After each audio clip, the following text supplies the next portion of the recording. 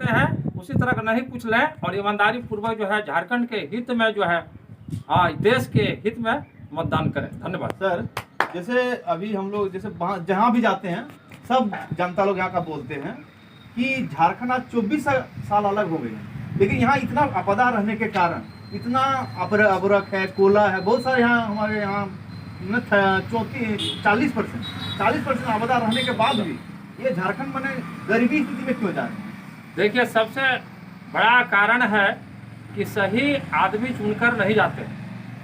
शासन अगर ईमानदार होगा तो प्रशासन भी ईमानदार होगा। लेकिन सर, झारखंड में जो है यहाँ पे तो जैसे झारखंड जैसे जेएमएम का भी सरकार बना, बीजेपी का भी सरकार बना, तो इन सरकारों ने क्या किया सर? देखिए, झारखंड में इतना खनिज संपदा है, अभी देश का सबसे रिचेट यानी जिसको कहे कि सबसे धनी राज्य जो है महाराष्ट्र है, तो सबसे देश का सबसे धनी राज्य जो है हमारा झारखंड रहना चाहिए, इतना खनिज संपदा है।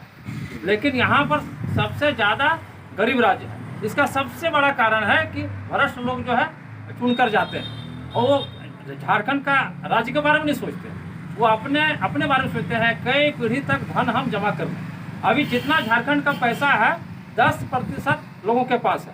अभी देखना पड़ेगा, कोई आईएएस का घर से 150 करोड़ निकल रहा है, कोई नेता का घर से 150-200 करोड़ निकल रहा है। तो ये सारा झारखंड का पैसा लूटकर जो है 10% लोग जो है रखा है। अगर शासन ईमानदार होगा, यानी कि शासन उसको कहते हैं जैसे मतलब कि सरकार हो गया, एमएलए हो गया, और प्रशासन उसको कहते हैं जिसमें आईएएस अफसर डीसी हो गया, एसपी हो गया, बीडीओ हो गया, सीओ हो गया। तो शासन अगर कहते हैं भ्रष्ट होगा तो प्रशासन भी भ्रष्ट हो जाएगा। तो जनता को आपको पैसा लेके वोट नहीं देना है, ईमानदार आदमी को चुनना है। गरीब है तो क्या होगा, शिक्षित है, ईमानदार है, उसको चुनेंगे हम।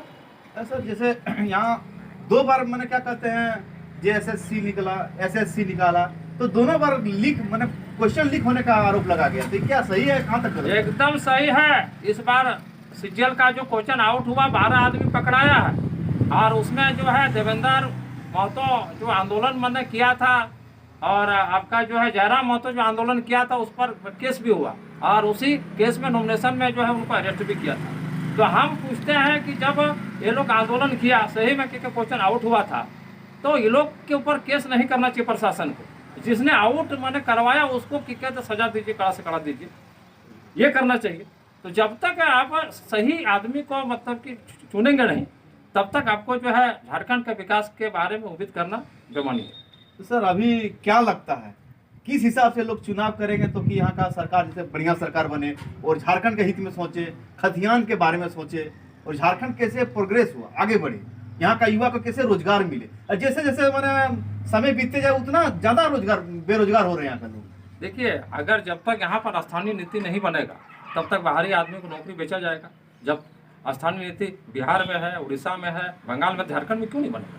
तो यहाँ का नेता लोग बनाना नहीं चाहता है। भारतीय जनता पार्टी राष्ट्रीय पार्टी है, वो क्या पूरा देश के बारे में क्योंकि उनको ध्यान रखना पड़ता है। वो तो चाहेगी तो यहाँ पर बना देती है, लेकिन इनका बहुत सारा कारण है कि उधर के वोट आपका यूपी में गड़बड़ा जाएगा, बिहार में गड़बड़ा जाएगा।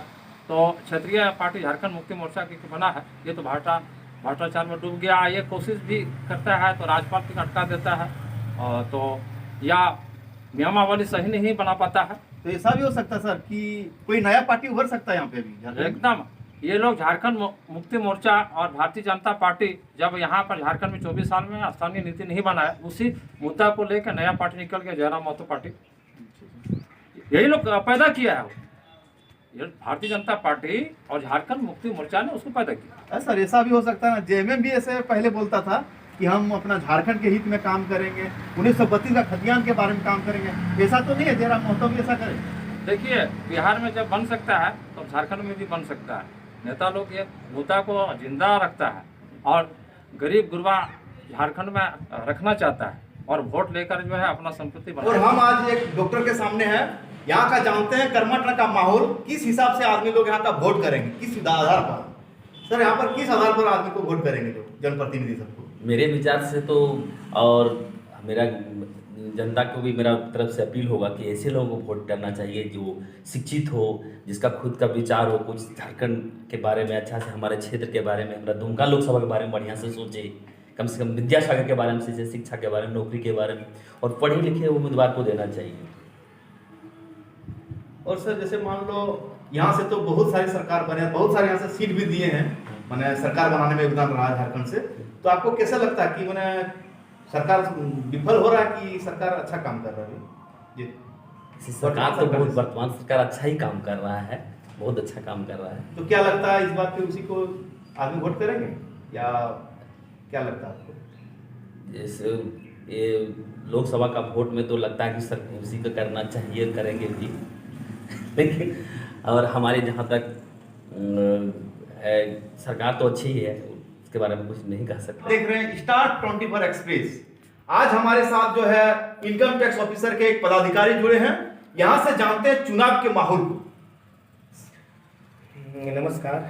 आज झारखंड कल्याण संघर्ष मंच का बैठक दिनांक 19/5/24 को हुआ और इस मंच में मैं कोर समिति का मेंबर हूँ और इस मंच को यहाँ पर बहुत आगे तक पहुँचाने वाले, जिसमें प्रताप जी, जयदेव जी, डॉक्टर संजय जी, भूदेव जी और विकास जी, गोविंद जी, बहुत सारे हैं इसमें जो कि जुड़े हुए हैं।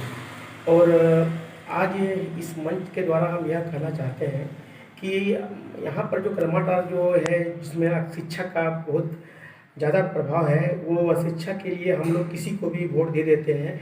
लेकिन मैं एक अधिकारी होने के नाते मैं सभी मतदाताओं को, सभी चीज़ों को मैं बोलना चाहता हूँ कि अपना मत बहुत अच्छे से प्रयोग करें, क्योंकि मतदाता ही एक सफल लोकतंत्र बनाता है और एक सफल लोकतंत्र ही सफल देश का भविष्य बनाता है। आज आप हैं, कल आपके आने वाले पीढ़ी, आने वाले बच्चे इसे देश में आगे बढ़ेंगे, तो आपको सही नेता को, सही चीज़ को चुनना पड़ेगा। इतने बोल के मैं सबसे पहले मैं यहाँ के ग्रामीणों जनताओं को हम निवेदन करेंगे कि यह बहुत बड़ा महापर्व है, लोकतंत्र का बहुत बड़ा पर्व जिसको कहा जाता है। इससे सरकार का निर्माण होता है, इसमें हमारा देश चलता है और इसमें देश की रणनीति बनता है कि आगे कैसे बढ़ाया जाए, समाज का विकास कैसे हो, शिक्षा का विकास कैसे हो, रोजगार का विकास कैसे हो।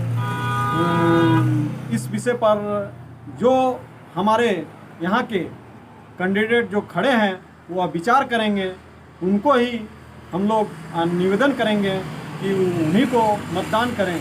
सबसे पहले मतदान करें, फिर जलपान करें और अपने एक वोट का कीमत जानकर सभी को वोट दें। कोई छूटे नहीं वोट, 100% वोट हो, हम यही अपील करते हैं।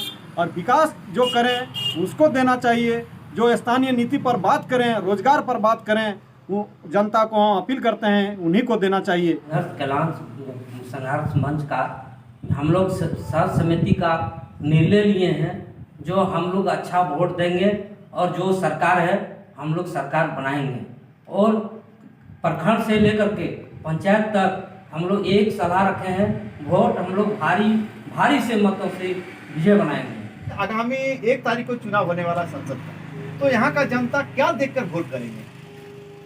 यहाँ का जनता शिक्षा और स्वास्थ्य, 2 चीज बहुत महत्वपूर्ण होता है जीवन में व्यक्ति को। और शिक्षा एक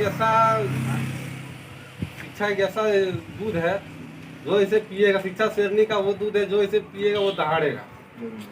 और शिक्षा का दूध पिएगा तभी व्यक्ति सफल हो पाएगा, चाहे जिस भी क्षेत्र में हो, राजनीतिक में, नौकरी चाकरी में, बिजनेस में हो, अपने आर्थिक विकास को लेकर के हो।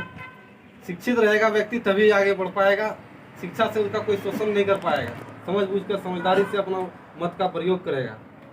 अभी हमारे साथ विकास जी जुड़े थे और उनका कहना है कि जो शिक्षा बेहतर करेंगे, जो शिक्षा मैंने स्ट्रॉन्ग करेंगे, शिक्षा ऐसा, ये तो आप लोग भी जानते होंगे कि शिक्षा ऐसा चीज़ है जिसका अंदर शिक्षा है वो बहुत आगे से आगे बढ़ सकते हैं। शिक्षा एक बहुत बड़ा महत्वपूर्ण चीज़ है। सोच सके, यहाँ के लोगों के बारे में सोच सके, यहाँ जो गरीबी है और जो भुखमरी है, बेरोजगारी है, इन तमाम तरह की समस्याओं को जो दूर कर सके, ऐसे नेताओं को चुनना है हमें अपने प्रतिनिधि के रूप में और एक अच्छा सरकार निर्माण हो सके। इसलिए मैं चाहूँगा चाहे आप किसी को भी वोट दें, लेकिन अपने मत का जरूर प्रयोग करें।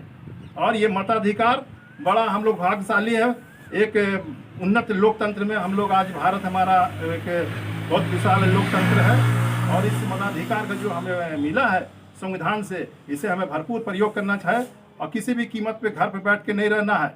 सभी जनता से और सभी युवा साथियों से मैं निवेदन करता हूँ, आग्रह करता हूँ कि आप बढ़ चढ़ कर हिस्सा ले और अपने मत का जरूर प्रयोग करें और जाके अपने एक अच्छे सरकार जो हमारे भविष्य का निर्माण कर सके ऐसे प्रतिनिधि का चयन करें।